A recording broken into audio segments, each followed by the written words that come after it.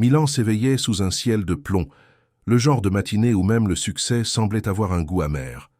Andrés Salazar, directeur général de l'une des firmes technologiques les plus prometteuses d'Italie, observait la ville depuis la fenêtre de son bureau.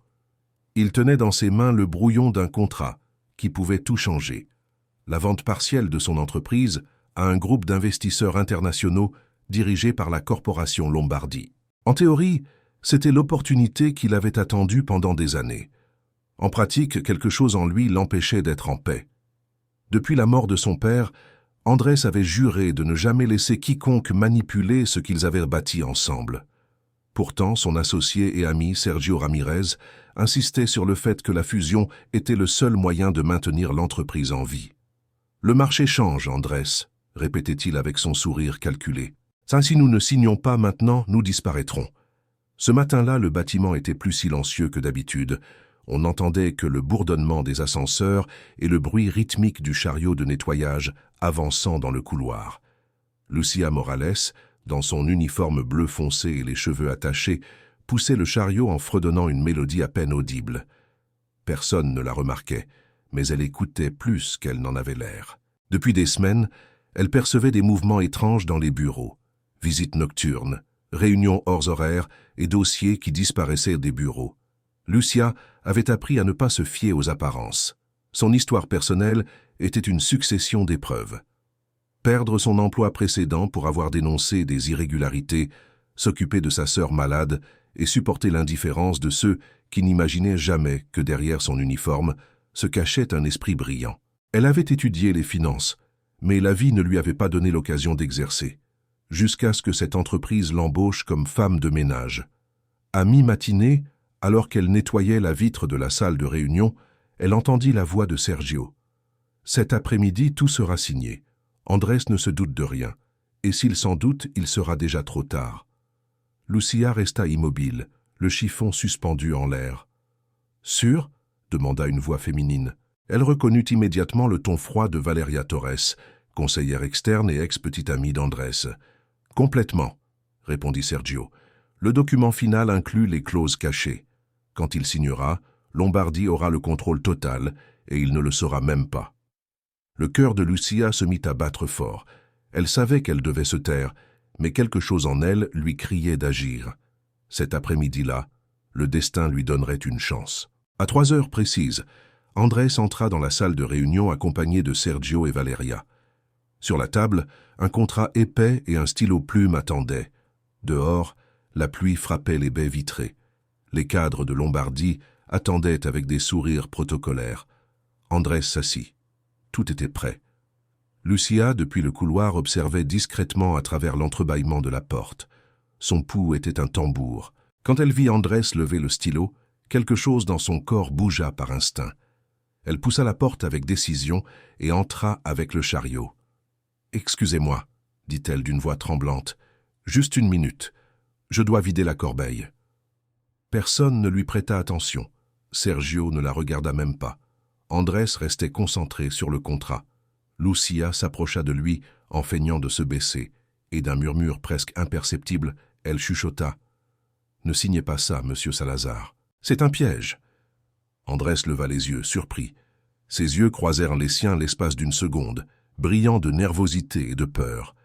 Lucia détourna immédiatement le regard, ramassa la corbeille et sortit de la salle sans rien ajouter. Le silence tomba sur le groupe. « Que se passe-t-il » demanda Valeria d'un ton sec.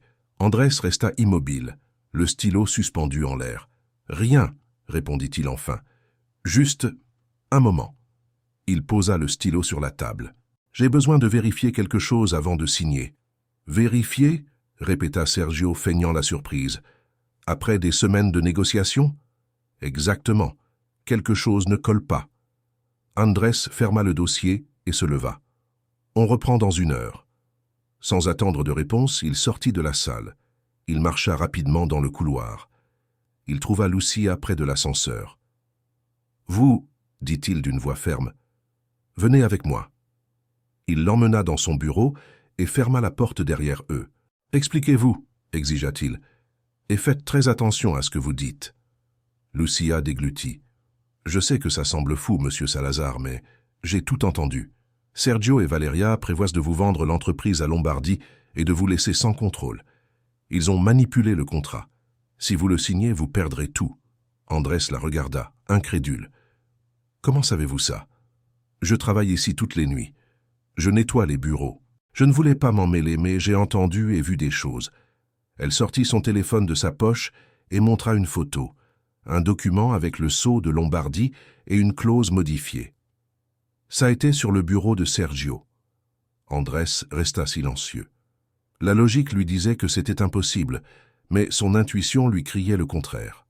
Il connaissait Sergio depuis 15 ans, mais ces derniers temps, il avait remarqué son comportement étrange. « Pourquoi m'aidez-vous » demanda-t-il enfin. Lucia baissa les yeux. « Parce que quelqu'un doit le faire, et parce que je sais ce que c'est de se faire enlever ce qu'on aime en faisant confiance à la mauvaise personne. » Ces mots touchèrent quelque chose en Andrés. Il se rappela la dernière fois qu'il avait vu Valeria avant leur rupture, lui promettant loyauté tout en le trahissant avec un concurrent. Peut-être n'était-ce pas une coïncidence qu'elle réapparaisse maintenant aux côtés de Sergio. « J'ai besoin de preuves concrètes, » dit Andrés. « Pouvez-vous les obtenir » Lucia hocha la tête. « Donnez-moi une nuit. »« Bien. Mais si c'est un mensonge, ce sera votre dernier jour ici. »« Je comprends. » Cette nuit-là, le bâtiment se vida. Lucia revint avec un sweatshirt sombre, les cheveux attachés et un plan clair. Elle avait observé pendant des semaines le système de caméra et savait où se trouvaient les angles morts. Elle entra dans le bureau de Sergio et fouilla parmi les fichiers. Dans un tiroir, elle trouva une clé USB étiquetée « Projection A ». Elle la connecta à l'ordinateur et téléchargea les fichiers sur son téléphone. Ce qu'elle vit la glaça. Transfert, contrat dupliqué, email avec Lombardie signé par Sergio et Valeria. Elle sauvegarda tout dans un dossier. Mais alors qu'elle s'apprêtait à partir, elle entendit des pas. Elle se cacha derrière le rideau juste avant que la porte ne s'ouvre. Sergio entra en parlant au téléphone. Demain, il signera. Il n'a aucune idée. Lucia Morales sera le bouc émissaire si quelque chose tourne mal. Lucia retint son souffle. « Oui, Valeria, j'ai tout sous contrôle. » Quand il partit, Lucia s'échappa par le couloir et descendit les escaliers sans regarder derrière elle. Cette nuit-là, elle dormit à peine. Le lendemain matin, elle attendit Andrés à l'entrée du bâtiment.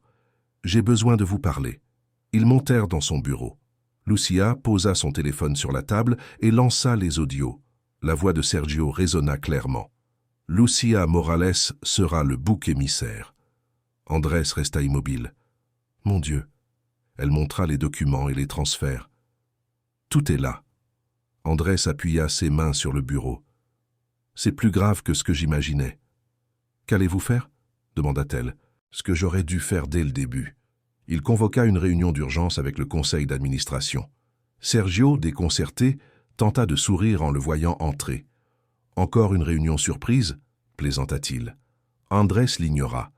Il posa sur la table un dossier avec les documents imprimés. Avant de poursuivre avec la signature, il y a quelque chose que vous devez voir. Quand il commença à montrer les contrats falsifiés et les enregistrements, le visage de Sergio changea de couleur. Valeria tenta d'intervenir, mais Andrés fut tranchant. « Pas un mot, tu es fini. » Le conseil éclata en murmures. Le directeur financier appela la sécurité. En quelques minutes, la police arriva avec un mandat d'arrêt.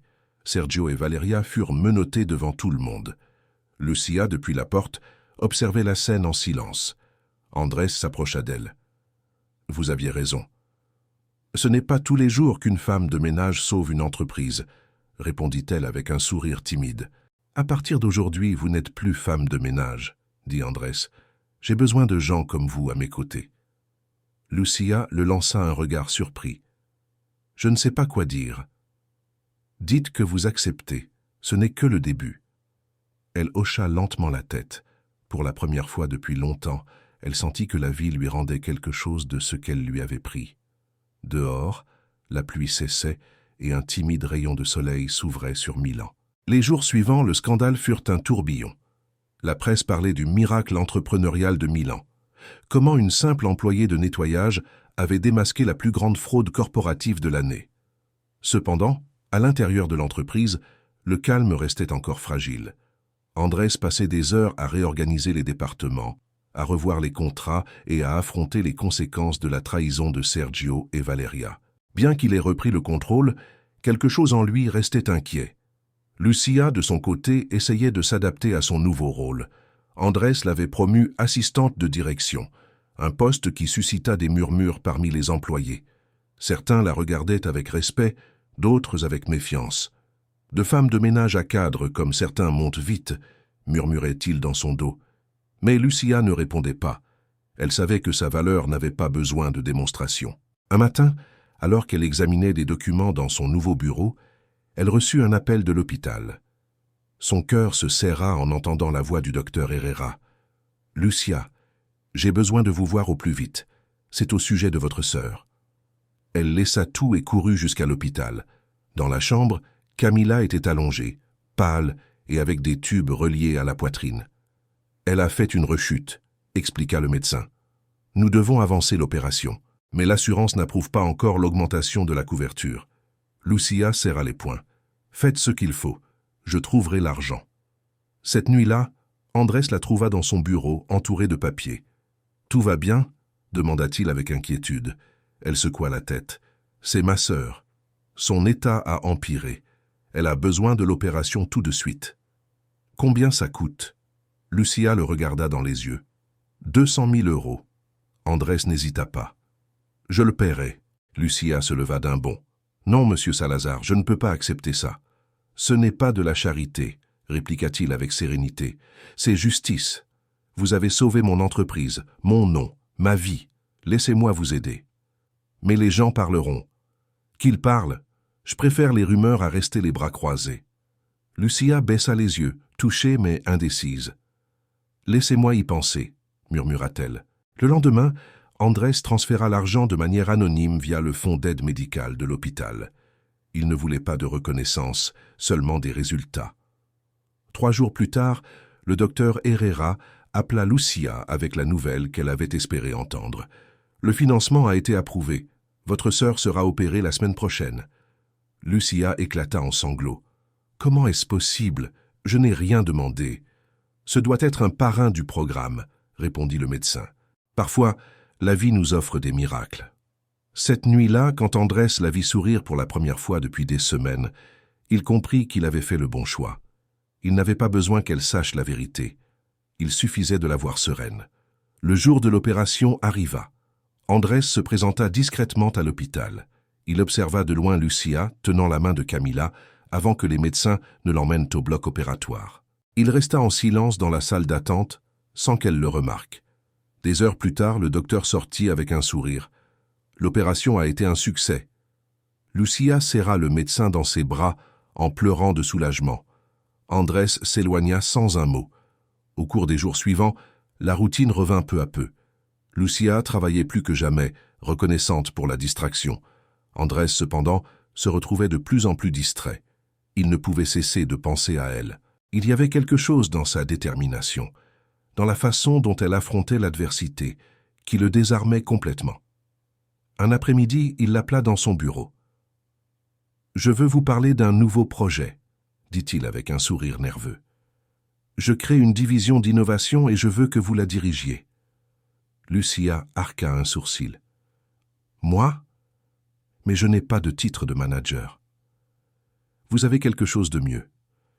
Du discernement et de l'honnêteté. » Elle l'observa en silence. « Et si j'échoue ? Alors nous échouerons ensemble. » Lucia inspira profondément. « D'accord, j'accepte. » À partir de ce jour, ils commencèrent à travailler côte à côte. Ils passaient des heures à examiner des rapports, à planifier des stratégies et à reconstruire la confiance interne. À mesure qu'ils collaboraient, la tension initiale se transformait en quelque chose de plus profond. Il y avait des rires, des regards prolongés et des silences qui en disaient plus que 1000 mots. Une nuit, après une journée épuisante, Andrés proposa de la raccompagner chez elle. Dans la voiture, la ville brillait de lumière dorée. « Tu sais, » dit-il en rompant le silence, « quand je t'ai rencontré, je pensais que tu n'étais qu'une voix qui interrompait une réunion. Mais maintenant, je n'imagine pas cette entreprise sans toi. » Lucia sourit. « Et moi, je pensais que tu n'étais qu'un patron arrogant. »« Toi, maintenant, je ne sais pas, » répondit-elle en regardant par la fenêtre, « mais je suis contente de m'être trompée. » La voiture s'arrêta devant son immeuble. Andrés descendit pour lui ouvrir la porte. « Merci de m'avoir ramené, » dit Lucia, « et de croire en moi. »« Tu n'as pas à me remercier, » répondit-il, « c'est moi qui devrais le faire. » Pendant un instant, ils se regardèrent en silence. La tension était palpable. Andrés fit un pas en avant, mais s'arrêta. « Bonne nuit, Lucia. »« Bonne nuit, monsieur Salazar. » Au cours des semaines suivantes, leur connexion devint plus évidente. Les employés le remarquaient, bien qu'aucun n'osât le dire. L'entreprise refleurissait, les clients revenaient et la réputation se rétablissait. Mais à mesure que le succès grandissait, quelque chose que tous deux évitaient de nommer grandissait aussi. Un vendredi après-midi, après avoir conclu un accord important, Andrés apparut dans son bureau avec 2 cafés. « J'ai pensé que tu voudrais fêter ça. » Lucia accepta la tasse avec un sourire. « Fêter quoi ? Que nous ayons survécu à un autre mois sans que le conseil nous dévore. » Ils rirent ensemble. L'ambiance se détendit. Soudain, un éclair illumina la fenêtre et un coup de tonnerre retentit sur Milan. « On dirait que l'orage revient, » commenta-t-elle. Andrés la regarda avec un mélange de tendresse et de décision. Les orages ne sont pas toujours mauvais. Parfois, ils nettoient ce qui était stagnant. Lucia le lança un regard intrigué. « Qu'est-ce que ça veut dire ? Qu'il y a des choses que je ne veux plus taire. » Il fit un pas de plus près. « Lucia, depuis ce jour dans la salle de réunion, je n'ai cessé de penser à toi. Pas seulement pour ce que tu as fait, mais pour qui tu es. » Elle resta muette. « Andrés, je ne sais pas si... »« Je ne veux pas te presser, » l'interrompit-il. « J'avais juste besoin de le dire. » Lucia inspira profondément. « J'ai passé trop de temps à essayer de garder les choses sous contrôle.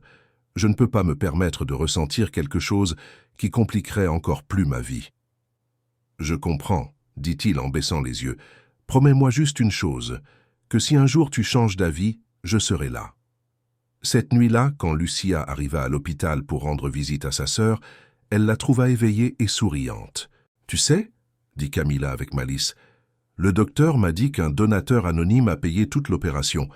Tu ne trouves pas ça suspect ?» Lucia sourit avec mélancolie. « Peut-être que c'était le destin. »« Ou quelqu'un qui t'admire plus que tu ne le crois, » insista Camilla. Lucia ne répondit pas, mais quelque chose en elle bougea. Les semaines passèrent. Andrés maintenait une distance professionnelle, bien que chaque regard entre eux semblait chargé de tout ce qu'ils ne se disaient pas. Jusqu'à ce qu'un jour, au milieu d'une réunion avec des investisseurs, Lucia défende une idée risquée. Les autres doutaient, mais Andrés la soutint sans hésiter. « Je fais confiance à son jugement, » dit-il d'une voix ferme. Ce geste changea tout. Cet après-midi-là, quand le bureau se vida, Lucia s'approcha de son bureau. « Merci de m'avoir soutenu. »« Merci de m'avoir forcé à croire à nouveau aux gens, » répondit-il. Lucia le regarda, incertaine. « Parfois, je pense que tout ça est un rêve. Il y a quelques mois, je nettoyais les sols, et maintenant... Maintenant, tu construis un avenir, » dit Andrés. « Et tu n'es pas seul. » Elle l'observa longuement avant de parler. « Je ne sais pas ce qui se passera entre nous, mais si j'ai appris quelque chose de tout ça, c'est que les secondes chances existent. Et cette fois, je ne compte pas la gaspiller, » répondit-il. Lucia sourit timidement. La pluie recommençait à tomber sur Milan, mais cette fois, ce n'était pas une menace. C'était le son d'un nouveau départ. Des semaines plus tard, quand le soleil dorait les toits de Milan, Andrés attendait devant l'hôpital avec des fleurs à la main. Lucia sortit en accompagnant sa sœur, enfin rétablie. Leurs regards se rencontrèrent en silence. « Merci de ne pas avoir abandonné ce jour-là, » dit-il d'une voix émue. Lucia sourit. « Et merci d'avoir écouté ce murmure. » Andrés prit sa main. « Je ne douterai plus jamais de la vérité, même quand elle vient dans un murmure. » Ils marchèrent ensemble dans la rue, parmi le bruit doux de la ville, conscients que tout avait commencé avec 3 mots.